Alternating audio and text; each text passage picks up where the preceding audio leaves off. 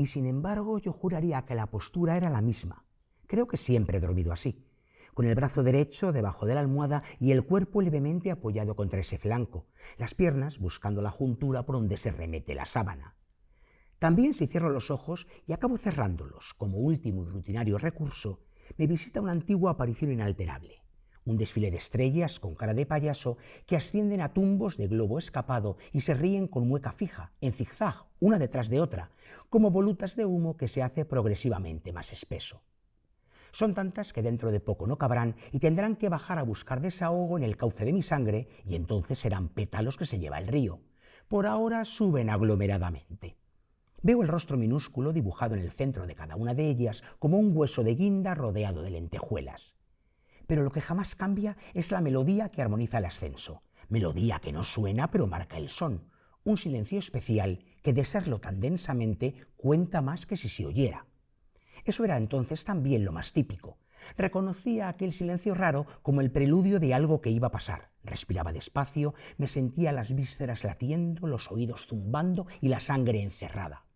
De un momento a otro, ¿por dónde?, aquella muchedumbre ascendente caería a engrosar el invisible caudal interior como una droga intravenosa capaz de alterar todas las visiones. Y estaba alerta, a la expectativa de la prodigiosa mudanza, tan fulminante que ninguna noche lograba atrapar el instante de su irrupción furtiva, acechándolo inmóvil, con anhelo y temor, igual que ahora. Pero miento, igual no, era otro el matiz de la expectativa. He dicho anhelo y temor por decir algo, tanteando a ciegas, y cuando se dispara así nunca se da en el blanco. Las palabras son para la luz. De noche se fugan, aunque el ardor de la persecución sea más febril y compulsivo a oscuras, pero también por eso más baldío. Pretender al mismo tiempo entender y soñar. Ahí está la condena de mis noches. Yo entonces no quería entender nada. Veía el enjambre de estrellas subiendo, sentía el zumbido del silencio y el tacto de la sábana, me abrazaba a la almohada y me quedaba quieta. ¿Pero qué iba a ser igual? Esperaba la transformación sumida en una impaciencia placentera, como antes de entrar en el circo, cuando mis padres estaban sacando las entradas y me decían «No te pierdas, que hay mucho barullo». Y yo quieta allí, entre el barullo, mirando fascinada los carteles donde se anunciaba lo que dentro de poco iba a haber. Daría lo que fuera por revivir aquella sensación, mi alma al diablo. Solo volviéndola a probar, siquiera unos minutos, podría entender las diferencias con esta desazón desde la que ahora intento convocarla. Vana convocatoria. Las palabras bailan y se me alejan. Es como empeñarse en leer sin gafas la letra menuda. Entonces, ¿qué hago? Pues nada, si he perdido las gafas, me pondré a hacer dibujos sencillos. Eso descansa los ojos. Pinto, pinto... ¿Qué pinto? ¿Con qué color y con qué letrita? Con la C de mi nombre. 3 cosas con la C. Primero una casa, luego un cuarto y luego una cama. La casa tiene un balcón antiguo sobre una plaza pequeña. Se pintan los barrotes gruesos y paralelos y detrás las puertas que dan al interior abiertas porque era primavera. Ya estamos en el cuarto. Se empieza por el ángulo del techo y arrancando de ahí para abajo la raya vertical donde se juntan las paredes. Bueno, ya al suelo no hace falta llegar porque lo tapa la cama que está apoyada contra la esquina. Una cama turca. Es fácil de pintar. Un simple rectángulo sin cabecera, las 2 líneas un poco curvas de la almohada, la vertical del embozo y el resto del espacio cuajado de tildes de ñ imitando el dibujo de la colcha. Ya está todo. No ha quedado muy bien, pero no importa. Se completa cerrando los ojos. Para eso sí vale tener los ojos cerrados. Ay, madre mía, ese cuarto de atrás. Lo que ha dado, lo que dio y lo que dará de sí Pablo Milaboy. Carmen Martín Gaite. 30 años después de Entre visillos, su premio Nadal, escribió este cuarto de atrás, que recibió el Premio Nacional de Narrativa, y creo que es un compendio de todo lo aprendido y experimentado como escritora en esas 3 décadas. Es no sé si llamarlo ensayo, una disertación sobre el arte de escribir. Es un juego de imaginarios, de fantasía, es una intriga, es muchas cosas el cuarto de atrás. Carmen Martín Gaite siempre decía que le gustaba jugar como el lector, no extraviarlo, pero sí jugar, decirle ten paciencia, espera un poco que enseguida, enseguida te aclaro. Y es verdad, tal como trenza esta historia de historias y de creación, da fe de esa máxima que decía, ¿no? De jugar con el lector y de también su amor por cierta corriente de la literatura rusa. Así que bueno, yo creo que sería un buen ejercicio para alguien que quisiera acercarse a Carmen Martín Gaite, ir a los dos extremos. Empezar con entrevisillos e inmediatamente después venir al cuarto de atrás para comparar y ver esa madurez de escritora. Y además es mágico porque teoriza sobre el arte de escribir poniéndolo en práctica. O sea, no es nada abstrusa, porque eso va contando directamente cómo se le ocurren, digamos, reunir esas palabras, esas imágenes, por qué las junta. Es maravilloso, es un grandísimo complemento si después, yo diría, no antes, de leer el cuarto de atrás, leen el cuento de nunca acabar. Libro en teoría más teórico, aunque también, como dices ella, como mezclaba géneros, mezclaba estilos, tiene ese modo particular de narrar, a veces son como cuentos, nunca mejor dicho. Y además hay que tener en cuenta que después del cuarto de atrás vendría nubosidad variable, así que esta escritora iba de obra cumbre en obra cumbre, podríamos decir, ¿no? Cuando pensábamos que, como digo, había alcanzado una cima como la alcanzó con el cuarto de atrás, va y aparece pocos años después nubosidad variable y después también La reina de las nieves, nada más y nada menos. Carmen Martín Gaite, lo que tocaba lo convertía en oro, porque estaba igual que Escaramuch, nació con el divino don de la risa y nació con el divino don de la narración. Todo en Carmen Martín Gaite es narrativa. Sí, la verdad es que, bueno, aquí ya lo hemos traído alguna que otra vez, pero bueno, siempre nos apetece, cada poquito, volver a una autora de raza como ella. Y además qué maravilla, porque ese cuarto de atrás es donde ella de niña aprendió a fabular, aprendió a soñar, aprendió a jugar, disfrutó leyendo, etcétera, etcétera. O sea, en este caso no es algo malo ni peyorativo, como sí vivir entre visillos o aquellos fragmentos de interior también de otra estupenda novela. Por cierto, con la que ella tuvo sus dimes y diretes, ella misma como autora. No estaba muy convencida de que fragmentos de interior, es cierto que tal vez no brillaba a la altura de otras, pero aún así, Carmiña, maravillosa, como todo lo que tú escribiste. Pero como digo, ese cuarto de atrás, en ese caso es algo positivo, simplemente que está atrás, al fondo de la casa. Tal vez en ese cuarto de atrás se contaban historias como las que están en esta novela Rojo Sangre, porque esta novela bebe de también la tradición oral, de las historias, leyendas, mitologías que se han ido traspasando y transmitiendo generación tras generación. Y lo magnífico es que demuestra que todavía es una mitología muy viva a la que se le puede dar alguna vuelta de tuerca, aunque después de la que le ha dado él, no sé yo si ya ha dejado el género ayuno de nuevas vueltas de tuerca, porque lo que consigue con el mito del vampiro aquí, nuestro autor, a que ahora voy a saludar, es impresionante. Manuel H. Martín, bienvenido a El Arpa de Bécquer. Hola, buenas tardes. Caramba, Rojo Sangre.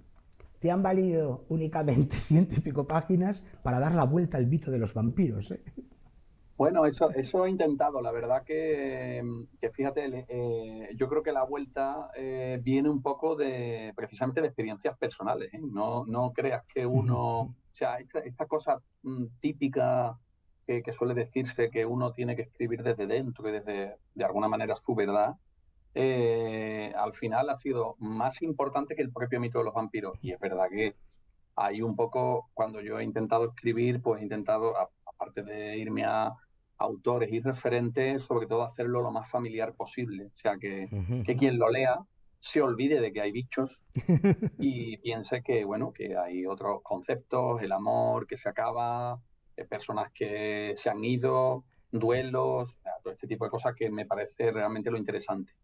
Te diré que durante la lectura me estaba emocionando y ahora te explico enseguida por qué, y claro, lo vas a comprender, y cuando llega al final y das los agradecimientos, aún me emocioné un poquito más porque sí, yo también tuve un tío que para mí fue un superhéroe y que si Sí, estoy aquí es gracias a él. Entonces, ya cómo cuentas el personaje del tío me emocionaba, pero claro, llegar al final y comprobar y confirmar, claro, que eso viene de tu propia experiencia, de tu propia vivencia, es mucho más emocionante. claro, ten en cuenta que, bueno, todos hemos vivido y al final es un poco como esta cosa, ¿no? Que ahora se lleva mucho en terapia, además, y que es cómo transformamos el dolor en otras cosas.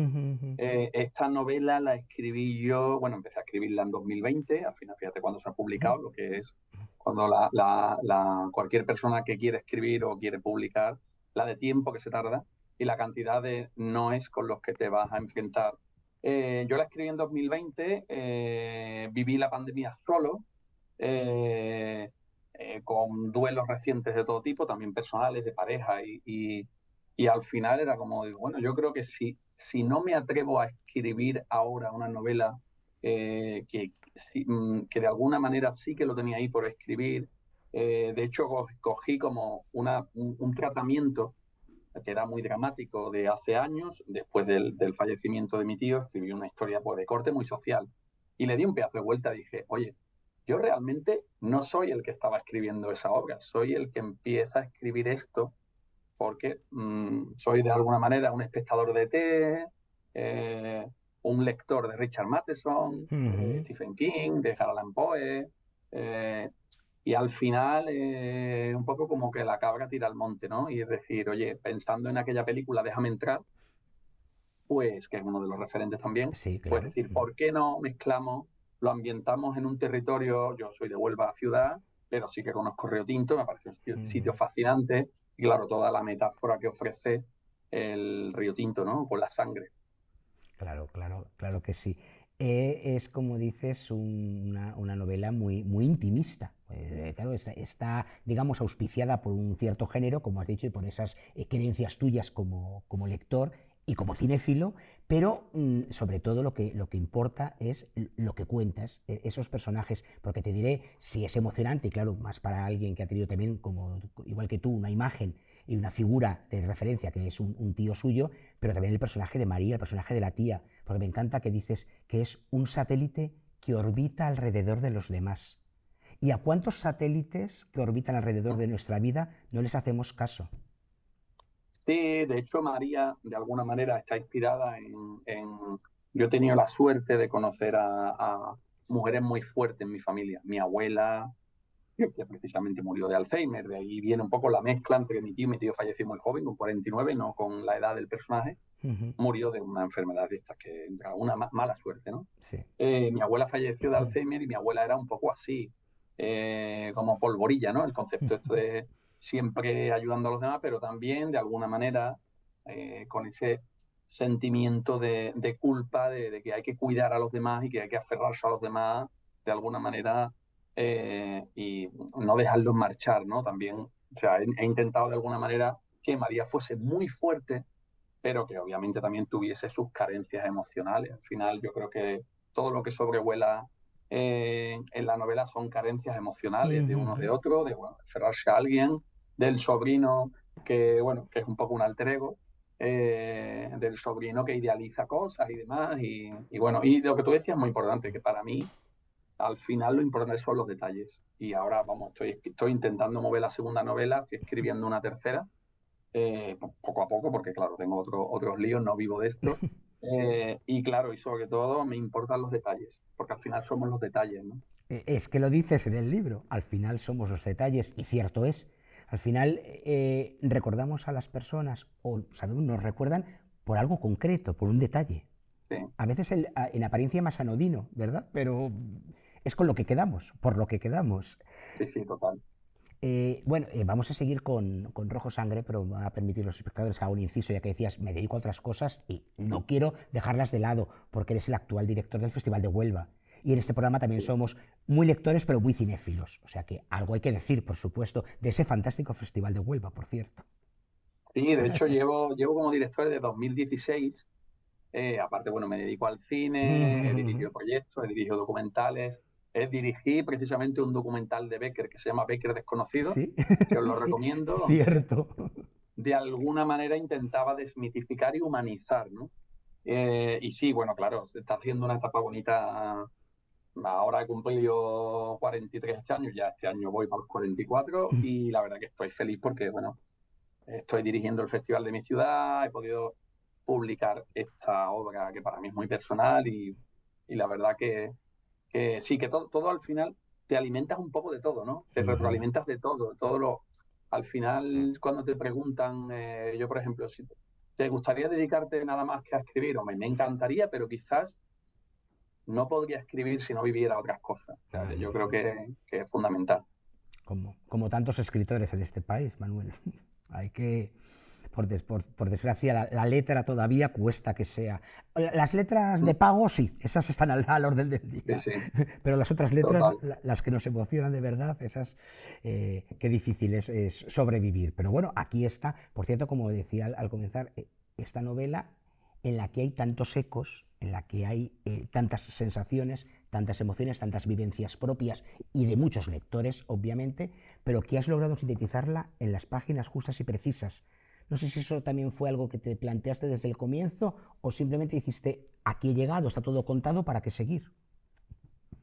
Sí, de hecho, vamos, yo soy cada vez más del menos es más. Uh -huh. Eh, Tú al final si coges una novela como El viejo y el mar, es Hemingway, una novela cortita, que cuenta un montón de cosas de manera sencilla, directa y no te hacen falta más páginas. O te vas a Richard Matheson, a Soy Oh, leyenda, que es soy una novela leyenda, corta. eso es No impresionante. claro, no necesitas, en fin, yo un poco es la idea de incluso la narrativa es muy directa, frases Uh cortas, un poco -huh. también la literatura que a mí me gusta, o sea, tampoco, o sea, he evitado impostar nada, ¿no? Y sobre todo que creo que la historia daba para lo que daba, o sea, es decir, ¿se podía haber desarrollado otros personajes? Sí, pero es verdad que a mí me cortaba es decir, Claro. un compendio entre entre tratar la parte humana y luego tratar toda la parte narrativa para que pues, a mí es lo que más me cuesta. Y luego tuve una primera corrección de una correctora que yo me busqué antes de presentarlo a editoriales y demás. Y de hecho la correctora me recortó cosas, ¿no? Me dijo, oye, aquí de hecho lo más y yo todas las notas que me dio me las tomé para bien y dije, pues es verdad, seguramente si lo está viendo una profesional, el lector le va a sobrar y pasé, pues a lo mejor la anterior, la primera versión bruta, pues tendría a lo mejor 10 páginas más, que sobraban Uh de -huh. todo. Entonces, yo creo que el menos es más y a día de hoy que es difícil, ¿no? Primero, que es difícil que te lean, es difícil la promoción, es difícil que tu libro llegue. Yo lo que tenía claro, digo, mira, yo me voy a permitir contar la historia que quiero Uh -huh. Se nota. y que a mí me gustaría leer.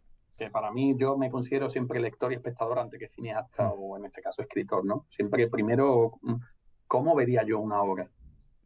Y además también eso, la historia que tú querrías leer y la historia que tú querías contar. Y has sido capaz de aunarlas en las páginas precisas y correctas. Sí, yo espero que sí, yo espero que sí. Espero que sobre todo que se pase un buen rato, pero claro, que deje de alguna manera un regusto, ¿no? Que al final haya quienes hemos vivido este tipo de cosas, ¿no? Como tú cuentas, y yo hay cosas que obviamente he cambiado, pero que obviamente no ni hay vampiros en mi casa, de hecho mi tío no falleció de esa forma, fue de otra, como decía, pero por ejemplo una anécdota que le conté hace estas antes de Navidades, ¿no? A una periodista que me entrevistó y le decía que una cosa que es real, mi tío no voy a desvelar el personaje al que se hace referencia a la novela, porque además hay un detalle súper bonito, el del pelo, ¿no? Que eso para mí era fundamental, ¿no? Pero mi tío no era ese, no le decían el nombre de ese actor, pero sí le decían, mi tío era Tito Van Damme, porque tenía, en aquella época, yo soy niño de los 80, en los 90, pues, las pelis de Van Damme, íbamos al cine a verlas, Claro. y, y recuerdo que mis amigos, cuando mi tío alguna vez venía al colegio, lo veían en el barrio, sí, en mi barrio, yo vivo en La Orden, o sea, mi madre sigue viviendo allí, un barrio, un medio pueblo, un barrio obrero de Huelva, y cuando veían a mi tío, ahí viene el Tito Van Damme. Y entonces todo este tipo de, todas estas cosas que uno va recordando, o que era la primera persona que llamaba a su sobrino para felicitar el cumpleaños, lo cual es cierto, pues todas estas cosas que en el fondo pueden parecer dolorosas, porque esa ya persona no está, escribirlo y trasladarlo a una historia, a mí me parece realmente como una forma de mantener el recuerdo, ¿no? y sobre todo no hacerlo en una novela realista ni en una novela que no sea mi estilo, ¿no? O sea, que obviamente tiene que haber todo tipo de literatura, pero ya uno cuando empieza a tener claro, sobre todo después de la pandemia, que no es para él, no es mi tipo de literatura. Entonces, claro, me puedo leer alguna novela, ¿no? Pero no es una literatura con la que yo realmente, como disfrute, conecte del todo, ¿no? Entonces, bueno, aquí es cierto que es una novela que también tiene realismo, es decir, no hay realismo mágico, es muy Totalmente, realista. mucho. Y claro, es una mezcla entre realismo y yo, de hecho, para mí el autor más cercano sería Richard Matheson, que lees cualquier cosa de él, el de Soy Leyenda, y parece que vas a ver un bicho al otro lado, y Sí, además sí, que sí, sí, sí. el bicho da miedo porque tiene muchos rasgos humanos, ¿no? O al final hace Efectivamente. reflejarte como humano, ¿no?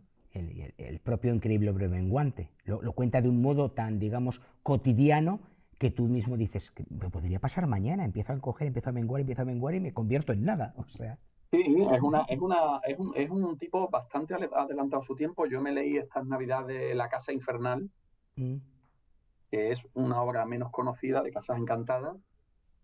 Claro, una obra que te está hablando de psicología, de narcisismo y yo creo que esta obra, no sé si es de los años 50 también, o sea, de la mitad del siglo XX. Y tú dices, un tipo que narrando como un tío una autora de ahora, narrando con agilidad, narrando de forma muy realista, natural, y te está adelantando ahora que el narcisismo ¿no? Está tan de boga en las redes, y todo esto de terapia y demás, pues él ya estaba escribiendo de esto.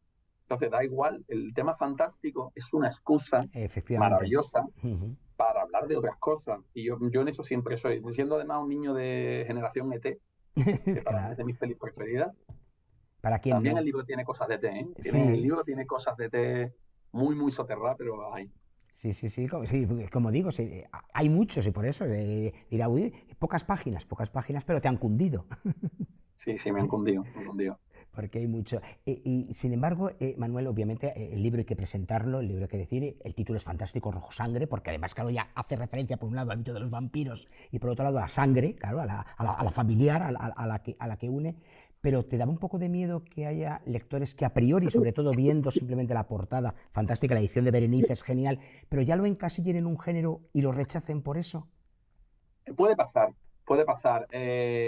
pero me pasó cuando escribí la novela gráfica, en este caso Sí. con un dibujante, yo no dibujo, ya me gustaría, también soy comiquero, y cuando escribí el cómic, una historia de perros viejos, planteamos un western, y yo dije, a ver, si yo lo que hago literario no lo hago con expensas de ganarme el pan, que ya me lo gano con otros trabajos, digo, voy a escribir Eso. lo que quiera pensando en el lector. Sí te de decir que el título es una gran idea de la editorial, que le dice, del editor, que hablando de títulos, oye, porque la novela se llamaba, bueno, empezó llamándose No puedo quitar mis ojos de ti, Qué bonito. eh, por la canción De Frankie Valli. de Frankie Valli, bueno, y la versión, Sí. bueno, y hay una versión Sí. española que a mí me encanta, Sí, que sí, no me sí, acuerdo sí. el autor, que la cantaba un inglés cantando en español con acento inglés Matt maravilloso. Monroe. Matt Matt Monroe. Monroe, maravillosa. Es como son las músicas que las tienes que escuchar en vinilo porque tienen como ese ruido, ¿no? De esa época. Y luego al final llegué a pensar en Como yo te amo.